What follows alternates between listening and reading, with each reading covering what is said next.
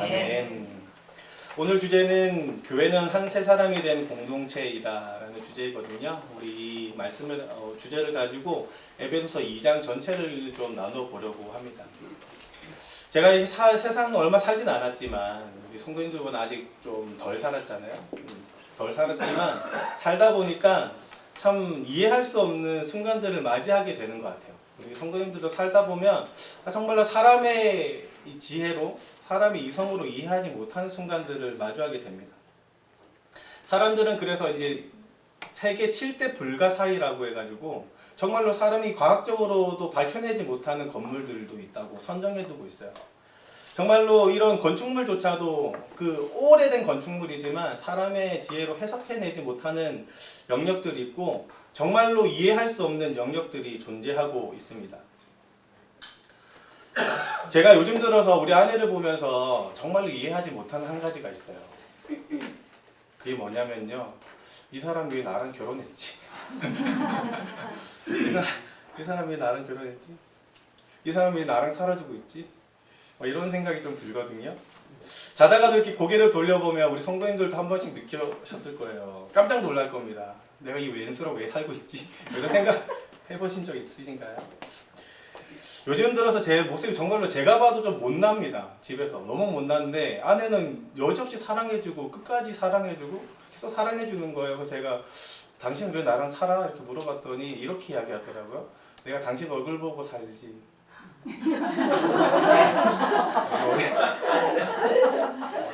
어린이부 반응이랑 똑같네요. 우리 아이들도 쉣 이러는 우리 아내는 결혼한 이유가 진짜 얼굴 때문이라 이야기를 해요. 근데 중요한 것은 이 부부라는 관계도 정말로 이해할 수 없습니다. 눈 뜨고 코베기만큼 맨날 싸우면서도 헤어지지 않고 계속해서 그 관계를 유지하려는 마음 참 신기할 때를 보게 돼요. 사랑하는 성도 여러분, 아마 세상에서 가장 신비한 관계가 있다면 아마 부부 관계일 거예요. 원수같이 싸워도 또다시 하나가 되는 것이 부부 관계입니다. 정말로 이해하기 힘든 관계가 부부 관계예요. 그럼에도 불구하고 가장 아름다운 관계가 부부 관계이죠. 하지만 그것보다 더 오묘하고 깊은 관계 속에 있는 것이 바로 교회 공동체라는 관계입니다. 세상 사람들은요, 절대 교회라는 것을 이해할 수 없습니다. 아니, 이해하려 하지도 않습니다. 노력하지도 않아요. 하물며 우리 안에서도요, 교회라는 공동체를 깊이 이해하고 적용하며 살지 못하는 때를 보게 됩니다. 교회 안이나 밖이나 교회라는 이 공동체를 수박 겉핥기처럼 이해하고 대충 접근하며 적용하는 것이 세상도 교회도 마찬가지라는 뜻입니다. 저는 앞으로 이 두 번의 시간을 통해서 이 교회 공동체에 대해서 조금 더 깊은 이해를 가지려고 합니다. 제가 계속해서 복음과 하나님 나라라는 시리즈로 나아가고 있잖아요. 이제 벌써 8번째 시간인데 처음 시간이 이제 창조의 시간을 좀 다루어서 두 번의 시간을 다루었고 세 번의 시간을 통해서 죄와 인간에 대해서 또 다루었고 다시 또 두 번의 시간을 통해 가지고 십자가와 부활의 시간을 좀 다루었습니다. 오늘부터는 두 번을 통해서 교회라는 것을 좀 다루려고 해요. 그리고 이 시간을 통해서 우리 하늘꿈 교회가 좀 더 교회다움을 회복하고 좀 더 아름다운 교회 공동체로 성장되길 주님의 이름으로 축복합니다.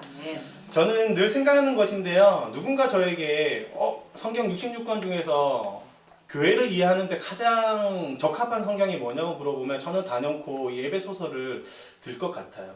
볼 때마다 교회라는 것이 무엇인지 하나님이 정말로 오묘하게 설명해 주었구나 라고 느껴지는 게 바로 에베소서입니다. 그만큼 에베소서는 교회에 대한 이해를 돕고자 바울이 옥중에서마저도 작성한 책이에요. 그리고 오늘의 본문을 포함한 이 에베소서 2장은요. 교회라는 이 독특한 공동체를 이해하기에 핵심적인 내용들로 가득 차 있는 본문이 바로 오늘의 에베소서 2장입니다. 14절 시작부에는요. 번역되지 않는 한 단어가 있거든요. 한글 번역에는 번역되지 않는 단어가 있어요. 그 앞부분에 뭐로 원래 시작하냐면 헬라어라고 하는 가르라고 표현하는 왜냐하면 혹은 그러므로 이렇게 결론부로 짓는 단어로 시작해요. 이걸 반대로 이야기하면 14절부터 핵심적인 이야기가 지금 시작된다는 겁니다. 오늘의 본문 14절 15절은 이렇게 교회를 설명해요. 14절입니다. 그는 우리의 화평인지라 둘로 하나를 만드사 원수된 것 곧 중간에 막힌 담을 자기 육체로 하시고 15절 법조문으로 된 계명의 율법을 폐하셨으니 이는 둘로 자기 안에서 한 세 사람을 지어 화평하게 하시고. 아마 14절이 말하는 바는 이제 어느 정도 이해가 될 거예요. 부활과 십자가와 부활 시간을 다루면서 예수님이 죽으심으로 이 성서의 휘장이 갈라지고 이제 죄로 인해서 완전히 단절됐던 관계가 하나 되어 간다고 제가 이야기 들었습니다. 사실 근데 14절은 이 성서의 휘장을 이야기하는 것이 아니라 성전에 있는 한 담을 이야기하는 거예요. 성전에 보면 성전을 기점으로 안뜰과 바깥뜰이 존재하는데 이 담으로 다 갈려져 있었거든요. 그 이유가 뭐냐면 유대교에서는 전통적으로 이방인들은 성전으로 나가지 못하게 하는 좀 약간 그런 게 있었어요. 그러니까는 이방인들은 바깥뜰 정도만 멈추고 선택받은 유대교인들만 안뜰로 들어갈 수 있게끔 되어 있었어요. 이 담마저도 예수님은 지금 허물었다는 겁니다. 11절부터 계속 보면은 유대인과 헬라인이 그리스도 안에서 하나가 되었다는 이야기 지금 하고 있는 거거든요. 그리고 이어서 15절에 이 독특한 한 단어를 써서 교회를 설명하고 있습니다. 바로 한 세 사람이에요. 혹시 살면서 한 세 사람이라는 단어를 들어보신 적 있으십니까? 이런 말 잘 안 해요. 한 사람이라고 표현하거나 세 사람이라고 표현하지 한 세 사람이라고 표현하지 않습니다. 영어로 표현하면 one, you, man 이렇게 표현됩니다. 뭐 지금은 man을 좀 person이라고 표현하기도 하지만 one, you, man이에요. 정확히 하나, 세 사람 이렇게 세 단어를 합쳐서 한 세 사람이라고 좀 표현하고 있습니다. 바울이 성경에서 이 교회를 설명할 때 유일하게 쓴 독특한 단어, 이 한 단어가 바로 한 세 사람입니다. 바울은 왜 이런 단어를 사용하여 교회를 설명하고 있을까요? 당시 배경으로 좀 이해를 해보자고 하면요. 제가 잠시 설명드렸지만 에베소서의 1차 독자라고 하는 이 당시 소아시아의 그리스도인들은요. 이렇게 유대교 그리스도인들과 헬라인 그리스도인들로 이렇게 구성되어 있었어요. 지금의 터키 지역 전 지역에 형성된 교회들은요. 바울의 3차 전도 여행 당시에 다 발생된 교회들인데 그 구성원들이 확연하게 구분되었다는 겁니다. 유대인 그리스도인과 헬라인 그리스도인으로. 그리고 사도행전 19장 10절은 얼마나 많은 사람들이 이 교회로 모이게 되었는지 표현하고 있거든요. 사도행전 19장 10절입니다. 두 해 동안 이같이 하니 아시아에 사는 자는 유대인이나 헬라인이나 다 주의 말씀을 듣더라. 이제 유대교 사람들도 이제 유대교 사람들도 헬라 사람들도 다 주의 복음을 이제 듣기 시작했어요. 바울의 3차 전도 여행쯤 되었을 때는 이미 복음이 전역으로 퍼지고 이제 유대교마저도 이제 많이 회심하게 되는 일들이 벌어졌다는 겁니다. 그리고 이어서 17절, 18절 이렇게 기록해요. 에베소에 사는 유대인과 헬라인들이 다 이를 알고 두려워하며 주 예수의 이름을 높이고 믿는 사람들이 많이 와서 자복하여 행한 일을 알리며. 실로 유대교 사람들도 회심하고 그리고 헬라인 사람들도 회심했습니다. 그런데 중요한 것은 사람들이 가지고 인식은 변하지 않았던 거예요. 유대교 사람들이 가지고 있던 선택받았다는 그 선민의식이 변하지 않았고 더 나아가서 뭐냐면 그들이 가장 중요하게 여기는 할례라는 이 율법이 정말로 어떻게 적용되어야 되는지 이해를 하지 못하고 적용하지 못하니까 계속해서 헬라인 그리스도인들에게 할례를 받아야 된다. 믿는 것만으로 구원을 받는 게 아니라 구약 성경이 이야기하는 것처럼 선택받은 자는 할례를 받아야 되니까 너는 믿는 것을 할례로 표현을 좀 해라. 계속 이렇게 이야기를 하는 거예요. 그러다 보니까 어떤 사람의 믿음으로 구원받는다고 말하는 사람이 있고 유대교 사람들 중에서는 많은 사람들이 그래도 할례는 받아야 된다. 할례가 구원에서 필수 조건이라고 이렇게 이야기를 하는 거죠. 그러면서 이제 구분이 딱 되기 시작하는 거예요. 이렇게 헬라인 그리스도인과 유대인 그리스도인의 구분되는 지점은 구원을 어떻게 얻느냐 그리고 우리가 알고 있는 이 성경 지식을 어떻게 삶으로 적용해서 사느냐 이 차이를 가지고 서로 계속 부딪혔습니다. 수천 년 동안 지켜온 이 율법에 대해서 어떻게 적용하나에 대해서 끊임없이 부딪혔어요. 그리스도인으로 삶을 어떻게 나타내야 되는지 끊임없이 부딪히면서 확연하게 구분됐습니다. 서로 이해가 맞는 사람들끼리 모이기 시작한 거죠. 이런 일로 인해서 이제 예루살렘에는 정말로 공회가 이제 벌어지고 어떻게 진짜 구원을 받냐고 해서 사도행전 15장부터 보면 바울과 또 베드로를 통해서 구원은 이렇게 받는 겁니다. 믿음입니다. 하지만 율법을 좀 덕을 위해서 좀 지켰으면 좋겠습니다. 이렇게 결론을 내거든요. 중요한 것은요. 이런 비슷한 일들이 현대 교회 속에도 있다는 겁니다. 아마 우리 교회 안에도 있을 거예요. 내가 알고 있는 성경 지식을 가지고 어떻게 살아내냐는 거에 대한 해석의 차이가 서로의 질을 또 결을 틀리게 만듭니다. 이질감을 만들게 되고요. 하물며 알고 있는 성경 지식조차도 차이가 나서 서로 맞다 틀렸다 이야기합니다. 넓게 보면 교단이 갈라진 이유가 그런 이유겠죠. 서로 이해하는 바가 달라서 한 그리스도 안에 있으면서도 불구하고 몸이 둘로 쪼개지는 일들이 생깁니다. 교회도 마찬가지예요. 작게 보면은 뭐 가까운 교회들을 봐도 아마 경험들을 하시겠지만 교회 안에 분열들이 많습니다. 정치적인 이유도 있겠지만 신학적인 이유나 아니면 삶적인 이유로 막 부딪히면서 결국에는 갈라지게 돼요. 아마 우리 교회도 부정하고 싶겠지만 서로 다른 결들을 느낄 때가 분명히 있을 거예요. 그리고 나도 모르게 비슷한 결로 찾아가면서 무리를 짓게 되고 결국에는 큰 삼자의 눈으로 봤을 땐 교회가 여러 마디마디로 나눠서 구분이 되는 것처럼 보게 되는 거죠. 바울은 이러한 지점을 지금 명확하게 짚고 있는 거예요. 어느 순간 한 AD 60년, 61년 좀 지나서 이 에베소서를 딱 쓸 때쯤 돼서 보니까 이 소아시아 전역에 있는 교회들이 서로가 개교회로 분열되고 교회 안에서도 서로가 분열되는 걸 보게 됩니다. 하물며 고린도전서도 마찬가지잖아요. 고린도전서에서도 누구를 따르냐, 나는 누구를 따르겠다, 누구를 따르겠다 서로 팔을 갈라서 나누는 걸 보게 되었잖아요. 이런 걸 보면서 정확하게 바울이 이야기하고 싶은 거예요. 교회는 그런 곳이 아닙니다. 교회는 절대 무리질 수 없는 겁니다.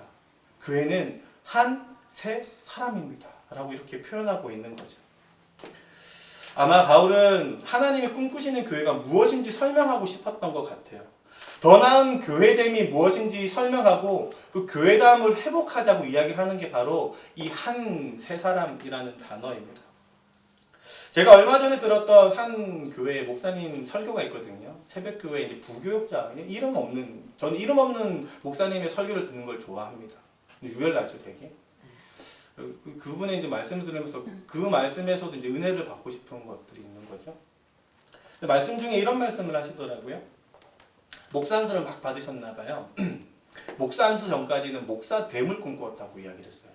근데 목사가 딱 되고 나니까 이제 목사 다음을 위해서 달려가야 되는 것을 제가 깨닫게 됩니다. 라고 하면서 이 설교의 맥이 뭐냐면 우리는 그리스도인이 되었습니다. 그러니까 이제 그리스도인 다음 삶을 살아내야 됩니다. 뭐 이런 걸 이야기를 하고 싶었던 거예요. 아마 바울도 이렇게 이야기하고 싶은 것 같습니다. 우리는 교회가 되었습니다. 하지만 이제는 교회 다음으로 나아가야 됩니다. 한 세 사람으로 말입니다. 지금 이렇게 결론을 이야기하고 있는 거죠. 우리 성도님들은 어떤 교회를 지금 꿈꾸고 계신지요? 우리 하늘꿈 교회의 모습에 그 미래의 모습을 어떤 모습으로 꿈꾸고 있습니까? 어떤 모습이 정말로 성경이 말하는 교회다운 모습일까요? 제가 설교를 준비하다 보니까 연평한 씨가 작곡한 한 찬양이 눈에 들어왔어요. 교회라는 찬양이거든요. 가사가 이렇습니다. 한번 잘 들어보세요. 사람이 넘치기보다 사랑이 넘치는 교회. 사람이 넘치기보다 사랑이 넘치는 교회. 섬김을 원하기보다 섬김의 기쁨을 알아가는 교회. 세상이 주목하기보다 주님이 주목하는 교회. 화려한 겉모습보다 중심이 주를 향한 교회. 주님이 피로 사신 아름다운 교회. 서로를 사랑함으로 하나 되는 교회. 주님이 머리 대신 거룩한 교회. 우리 함께 만들어가요. 그리고 마지막 네 마디를 이렇게 표현합니다. 내 작은 생각보다도 하나됨의 소중함을 아는 교회. 세상에 알려지기보다 서로가 서로를 깊이 아는 교회. 이렇게 마치거든요. 아마 마지막 두 줄에서 표현된 것처럼 바울은 에베소 교회가 이 전역의 소아시아에 펼쳐져 있는 모든 전역의 교회들이 하나됨의 소중함을 알고 서로를 깊이 알며 사랑함으로 더욱 하나됨을 꿈꾸었던 것 같습니다. 그것이 바로 이 한 세 사람이라는 단어예요. 사랑하는 성도 여러분, 우리는 교회로 부름받았고 하늘꿈 교회가 되었습니다. 믿으십니까? 네. 진짜로 믿으세요? 네. 우리는 하늘꿈 교회가 되었습니다. 이제는 말씀이 말하는 교회다움을 꿈꾸고 이뤄갈 때예요. 교회됨의 단계에서 이제는 교회 다음의 단계로 나아가야 할 때입니다. 바울이 계속해서 에베소서를 가지고 이야기하는 것처럼 그 핵심의 한 세 사람이라는 단어처럼 우리도 이제는 한 세 사람이라는 것을 이해하고 그것을 구현해 나가는 교회가 되어 가야 합니다. 우리는 어떻게 이 한 세 사람을 이뤄갈 수 있을까요? 지금도 악한 영은 우리의 교회가 분열되길 꿈꿉니다. 많은 교회가 분열되었던 것처럼 같은 것 같으면서도 서로의 다름을 인정하고 거기까지 딱 선을 지키고 정말로 분열된, 겉으로 봤을 때 하나처럼 보이지만 자세히 보면 완전히 분열된 교회처럼 그냥 예배드리면서 얼굴 보면서 대면하는, 얼굴 인사하는 정도의 단계도 그냥 하나됨이라고 이해하는 그 수준에 머물기 원하는 게 약한 영의 아마 계획일 텐데, 그 수준에 머물러서 우리가 성장되어지지 않고 정말로 바울이 꿈꾸는 진짜 한 세 사람을 이뤄가는 우리 교회가 되길 소망합니다. 아멘이신가요? 교회가 한 세 사람 다음을 꿈꾸기 위해서 먼저는요, 우리 그리스도로 새롭게 되었음을 먼저 기억해야 합니다. 교회는 자격을 갖춘 사람들의 모임이 아니에요. 또한 무엇인가 자격이 있기에 직책이 주어진 게 아닙니다. 우리 이곳에 지금 대부분이 지금 순장님들 계실 텐데 아마 스스로도 느끼시잖아요. 내가 자격이 있어서 지금 순장이 되는 게 아니라 하나님의 은혜로 지금 맡아가고 있다고요. 우리는 분명 할 수 없는 존재였지만 가능한 존재가 되었습니다. 오늘의 본문 11절 12절 이렇게 이야기해요. 그러므로 생각하라.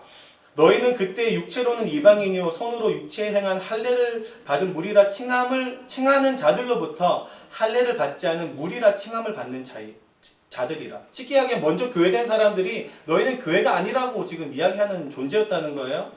그런데 그때 12절 그때 너희는 그리스도 밖에 있었고 이스라엘 나라 밖의 사람이라. 약속의 언약들에 대해서는 외인, 정말로 약속이 주어지지 않았던 사람입니다. 세상에서 소망이 없고 하나님도 없던 자들이라고 표현하고 있습니다. 그게 누구냐면 우리였어요. 우리의 과거의 모습이 그랬던 모습이라는 겁니다. 아무런 자격이 없어요.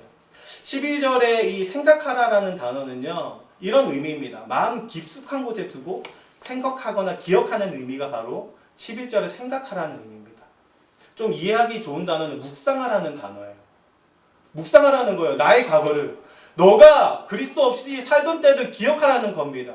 교회의 하나됨이 되기 위해서는 가장 먼저 이것을 기억하라는 뜻이에요.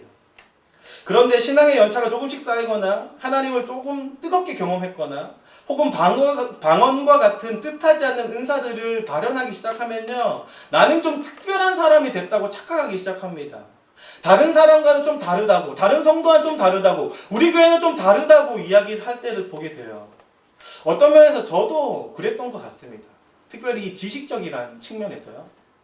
뒤늦게 이제 제가 신학을 하다 보니까 신학 공부하는 게 너무 재밌었어요. 책도 많이 보고. 저희 집에 책이 거의 한 500권 있어요. 뭐 다 이렇게 제가 습득한 건 아니지만 책 사는 것도 좋고 책을 보는 게 너무 좋아서 거의 제가 어제도 세보니까 한 500권 정도가 되더라고요. 정말로 많습니다. 그런데 제가 이제 지식으로 채워가다 보니까 지식으로 교만해지는 거예요. 잘 모르는 사람을 구별하기 시작하고 제 스스로의 특별함과 좀 우월감을 느끼기 시작했던 게 저였던 것 같아요. 그러다가 이제 얼마 전에 이 옥하는 목사님의 설교 강의 영상을 제가 듣게 되었거든요. 우리 담임 목사님께서 이 제자 훈련을 좀 이해하라고 하시면서 예전에 옥하는 목사님이 제자 훈련 인도한 강의를 하신 것들 좀 주셨어요. 그걸 제가 듣고 있는데 제 해머로 한 대를 뻥 맞는 느낌인 거예요. 이 옥하는 목사님이 이제 제자반 인도반 가운데서 이제 이런 말씀을 막 이런저런 말씀을 막 하시다가 이제 자기의 청년 때 처음으로 이제 청년 때가 이제 청년부를 맡았을 때 처음으로 이제 제자 훈련을 도입하기 시작했던 그 처음에 때 전도사 때를 막 회귀하면서 막 이야기를 하시는 건데, 이제 제자 훈련이 답이다라고 해서 이제 청소년들을 막 가르치기 시작했다는 거예요. 처음에 이제 한 명으로 가르치다가 이게 점점 늘어서 이제 1년도 채 안 됐는데 100명으로 막 늘었다고 해요. 그러고만 이제 사람들에게 막 지식을 막 가르쳐 주기 시작하니까 이제 엄청 풍성해졌을 거 아니에요, 우리 청년들이. 그래서 청년들이 이제 대회를 드리고 나오는데 옥하는 목사님한테 와가지고 이렇게 이야기를 했다는 거예요. 옥하는 목사님, 지금 방금 이제 기도하신 장로님이 중생한 사람이 맞습니까? 기도를 듣다 보니까 잘 모르는 것 같던데요. 뭐 이렇게 이야기를 해서 옥하는 목사님이 엄청나게 역정을 내셨다는 이야기를 하셨거든요. 우리가 신앙의 연차가 쌓이고 지식들이 쌓이고 있으면 그렇게 될 때를 보게 됩니다. 나도 모르게 내가 알고 있는 게 다고 내가 알고 있는 게 최선이라고 생각하고 내가 가지고 있는 게 우월하고 너는 모른다고 생각해서 초신자를 그렇게 대할 때도 많이 보게 되고요. 인접하는 성도들을 그렇게 대할 때도 많이 보게 됩니다. 하지만 그렇게 세워간 것조차도 하나님의 은혜로 세워졌다는 것을 기억하길 소망합니다. 나의 지금의 모습은요, 내가 자격을 갖춰서 성장되고 이뤄간 모습이 아니라 하나님께서 계속해서 은혜로 세워간 모습입니다. 반대로 표현하면 지금 내 눈에 부족한 한 사람의 모습도 하나님이 세워가신 모습이라는 뜻이에요. 반대로 내 안에 부족함이 있다면 하나님이 만들어 가실 영역이라는 겁니다. 좌절할 이유가 없는 거예요. 내 안에 다름이 보인다면, 그 성도와 다름이 느껴진다면 우리가 좌절하거나 혹은 이질감으로 느낄 것이 아니라 소망을 가져야 될 영역입니다. 자격 없는 사람을 자격을 갖췄던 하나님의 그 은혜가 지금 내 모습조차도 계속해서 변화시키고, 지금 내가 보고 있는 성도의 그 모습도 변화시키면서 계속해서 성장시켜 갈 것이기 때문입니다. 사랑하는 성도 여러분, 교회를 바라보면서 나와 다른 모습들 때문에 불편했거나 혹은 너무 거룩해 보여서 부담이 되는 모습들이 있었다. 혹은 내 오늘의 모습 가운데 무수하게 죄악을 또 짓고 반복되는 죄 때문에 내 스스로가 너무 한심해 보인다고 해서 이 교회에서 나는 필요가 없는가 보다 생각할 때가 있다면 오늘의 말씀을 기억했으면 좋겠습니다. 내가 나 된 것은 하나님의 은혜로 된 것입니다. 이 은혜를 끝까지 기억하는 우리 성도님들 되길 주님의 이름으로 축복합니다. 두 번째, 교회가 한 세 사람 다음을 꿈꾸기 위해서는요, 두 번째, 무엇보다도 성령으로 하나됨을 기억해야 합니다.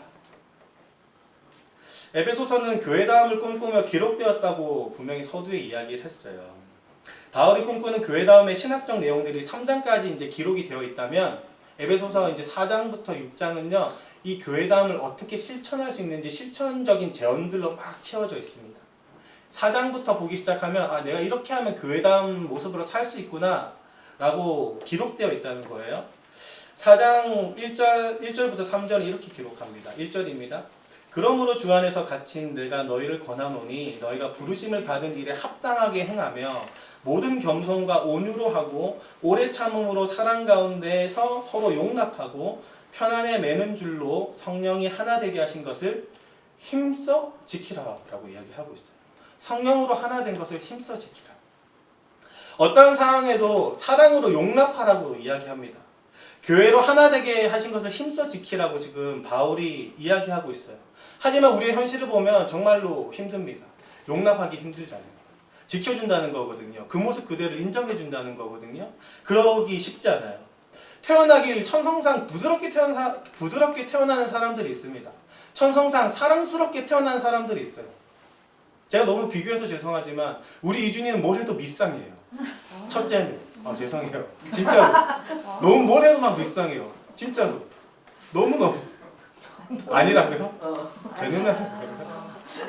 네, 근데 민준이를 보면 너무너무 얘는 사랑받을 줄 아는 것처럼 태어난 것 같아요. 뭘 해도 자기가 사랑받을 줄 천성상 진짜 그런 사람이 있어요. 뭘 해도 자기 사랑받고 싶어서 막 해도 믿게 보이는 사람이 있고, 제가 그렇거든요. 뭘 해도 믿게 보이는 저를 닮았나 이준이가.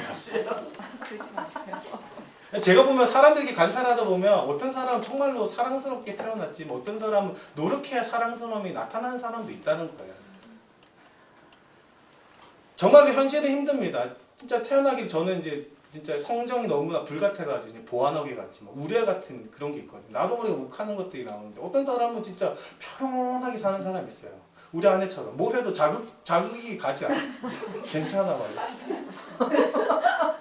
정말로 사람이 다르잖아요, 그죠? 어떤 사람은 정말로 용납하기 쉬운 사람이 있지만 어떤 사람은 용납하기 어려운 사람이 있습니다. 어떤 사람은 사랑하는 게 자연스럽지만 어떤 사람은 애쓰고 있어야 사랑할 수 있다는 거예요. 하지만 중요한 것은 교회의 하나됨을 위해서 같이 노력해야 될 영역이라는 겁니다. 특히나 내가 바뀌지 않았다고 속상하지 않았으면 좋겠어요. 왜냐하면 성경은 끊임없이 사람의 한계에 대해서 이야기하고 있거든요. 인류의 역사는 반복된 실패 속에 있었습니다. 늘 한계를 경험했어요.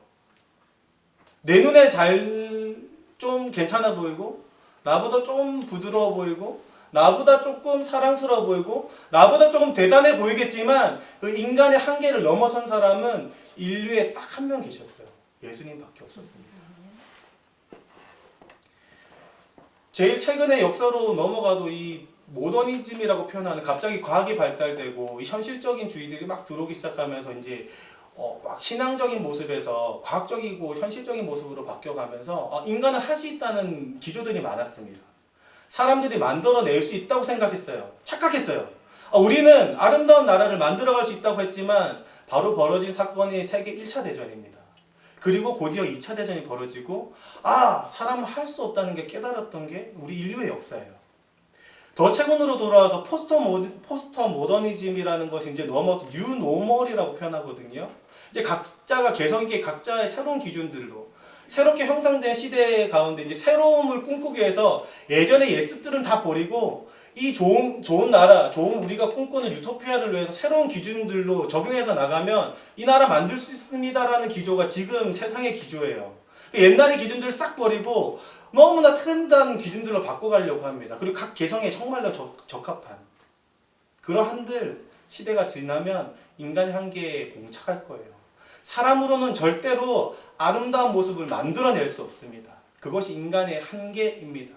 마치 인류가 교회다운 모습을 회복하고 싶고 만들어가려고 해도 끊임없이 실패했던 것처럼 이스라엘 백성들이 거룩한 백성이고 정말로 하나님의 제사장 나라로 살아가려고 했어도 그 모습을 실패했던 것처럼 우리 또한 교회다운 지금의 모습을 회복하고 만들어가려고 해도 우리 인간의 영역에는 절대 될 수 없습니다.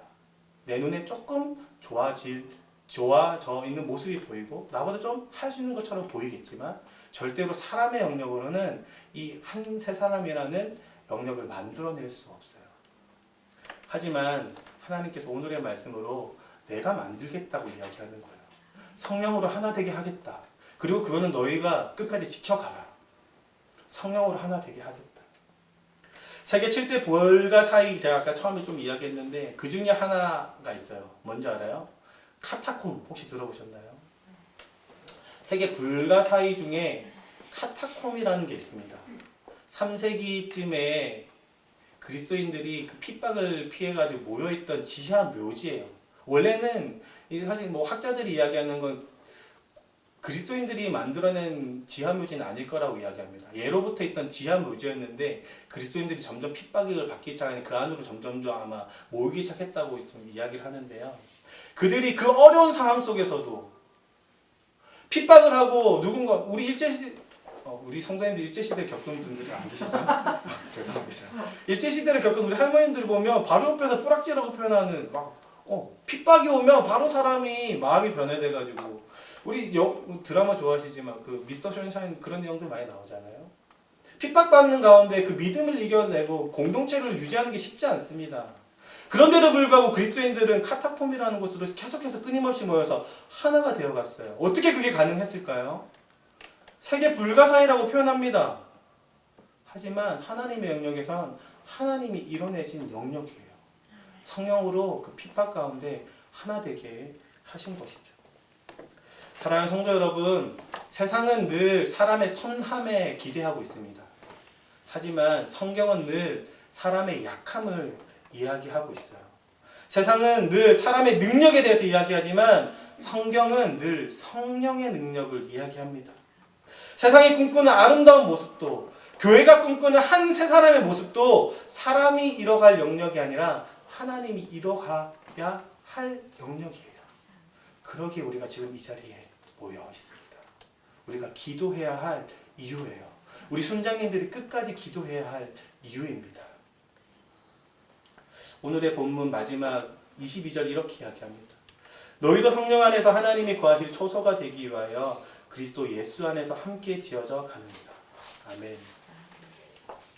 사랑하는 성도 여러분, 오늘 함께 부르짖었으면 좋겠습니다. 우리 안에 한 세 사람이라는 이 신비의 영역이 주님으로 인하여 아름답게 구원되어지는 우리 하늘꿈 교회 되게 하여 주시옵소서. 우리 안에 정말로 주님으로 인하여 분열되지 않고 세상이 꿈꾸는 그 아름다운 모습이 하늘꿈 교회 가운데 드러나게 하여 주시옵소서. 어떤 교회는 딱 멈춰서 이 정도면 적절하다고 하는 그 수준을 넘어서 바울이 끝까지 이야기하는 그 한 세 사람이라는 그 신비의 영역으로 우리가 더 성장되어지는 하늘꿈 교회 되게 하여 주시옵소서. 우리 함께 기도하는 시간 되었으면 좋겠습니다. 우리 먼저 함께 찬양하며 나가도록 할게요.